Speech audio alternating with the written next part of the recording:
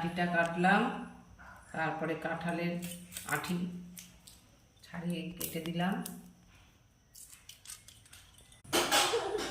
ওলাগুলোকে একটু থামিয়ে নিলাম।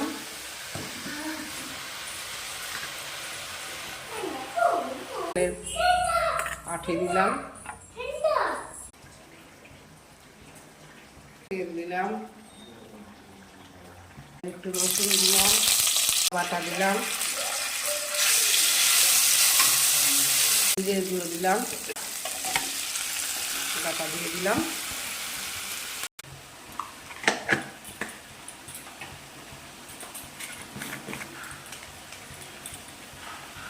লবণ দিলাম, অল্প চিনি দিলাম, দিলাম। এর মধ্যে একটু যদি লেবু দিতে হয় দিয়ে দেবে।